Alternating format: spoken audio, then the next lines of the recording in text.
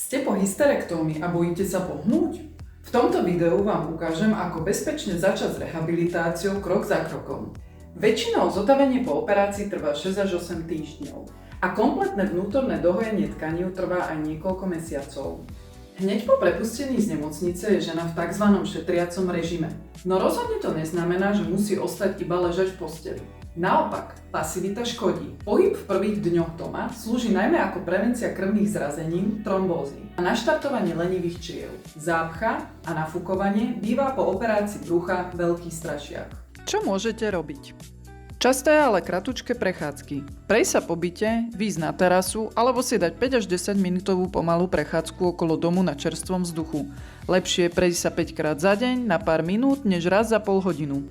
Ďalej tam patrí základná sebaobsluha, sama sa osprchovať, uvariť si čaj a nabrať si jedlo.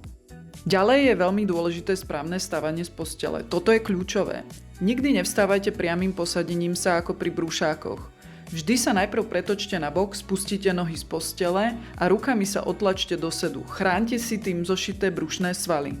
Čo nesmiete robiť?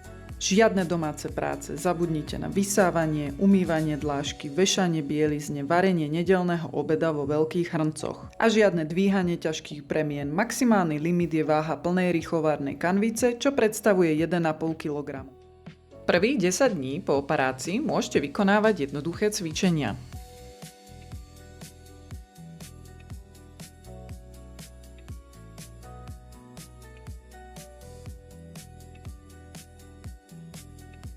Pohybom spevnite svaly hlbokého stabilizačného systému, čo je vlastne stred tela. Je to taký korzet svalov trupu, ktorý chráni chrbticu a vnútorné orgány brucha a panvy. Začíname prvým cvičením. Hlboké dýchanie. Pomáha zmobilizovať svaly, tvoriace stred tela. Ľahnite si na chrbát a zohnite obe dolné končatiny. Snažite sa uvoľniť si ramená a hlavu položíte na podložku v predĺžení trupu. Ruky si jemne položte na brucho a snažite sa dýchať do oblasti podbrúška. Takýchto nádychov urobte 10 krát po 2 opakovania. Druhé cvičenie je panvové preklapanie panvy. Poloha na chrbte s pokrčenými nohami zostáva rovnaká, ruky si položte na boky a jemným pohybom bokov preklapate panvu dopredu a dozadu.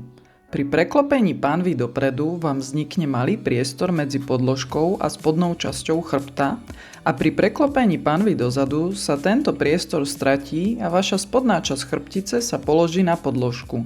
Preklapanie panvy opakujte 20 krát. Taktiež v prvom až druhom týždni začnete cvičiť špecifické cvičenia na oblasť panvového dna. Panvové dno je komplexná vrstva svalov a väzov uzatvárajúca spodnú časť panvy. Tvorí základ hlbokého stabilizačného systému tela a zabezpečuje oporu pre vnútorné orgány. Ako na to? Ide o aktiváciu svalov, ktoré nevidíme. Predstavujte si, že chcete zadržať stolicu a moč. Tieto svaly akoby vťahujte smerom nahor do vnútra tela a potom uvoľníte. Kontrakcia svalov, to spomínané vtiahnutie, trvá 3 až 5 sekúnd.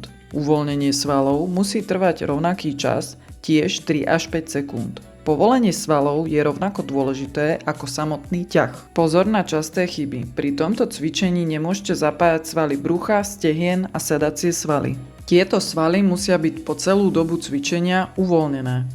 4 až 6 týždňov po operácii je priorita, aby ste sa začali jemne znova hýbať a vedeli fungovať vo vašej domácnosti. Stále je potrebné vyhýbať sa namáhavému cvičeniu alebo dvíhať predmety ťažšie ako 2 kg. V tomto období sa zameriame na postupné zvyšovanie mobility vašich kĺbov a silu svalov. V ľahu na chrbte vykonávate rotáciu trupu. Chodidlá a kolená sú spojené a s výdychom pomaly klesajú na pravú stranu a s nádychom do stredu a s výdychom na ľavú stranu. Pri tom, ako sa kolená snažia dotknúť podložky, sa natiahnu svaly trupu na opačnej strane. Pri ďalšom cvičení sa zameriate na mobilitu bedrových kĺbov vo väčšom rozsahu a ucítite jemné natiahnutie vnútorných svalov stehna, brušných svalov a svalov panvového dna. Dolné končatiny sú v rovnakom postavení ako v predchádzajúcom cvičení, avšak nakláňate koleno jednej končatiny samostatne a druhá ostáva na mieste. Vždy ide koleno na stranu s výdychom a s nádychom naspäť do stredu. Pozor na dvíhanie panvy, mala by byť celý čas pevne na podložke. Po tomto cvičení môžete začať s aktiváciou transversus abdominis, čo je aktivácia priečného svalu brucha. Poloha ľah na chrbte, spodná strana chrbta je pritlačená k podložke. Ruky sú položené na bruchu. Rukami si kontrolujete aktivitu brušných svalov. Dvíhate striedavo zohnuté dolné končatiny 10 až 12 krát. Poloha chrbta voči podložke sa počas cvičenia nesmie meniť. Sústreďte sa na zapojenie stredu tela. Vždy dvíhate dolnú končatinu s výdychom a s nádychom ju pokladáte na podložku. V tejto fáze môžete do rehabilitácie pridať aj dvíhanie panvy, tzv. Mostík. Tento cvik je fantastický na to, aby ste po týždňoch šetrenia opäť prebudili k životu sedacie svaly a zadné stehná, no stále zostanete v maximálnom bezpečí k hojacemu sa brúšku. S výdychom zatlačíte do chodidiel a pomaly dvíhate panvu hore, nepotrebujete ísť príliš vysoko, stačí tak, aby stehná, panva a hrudník tvorili jednu rovinu.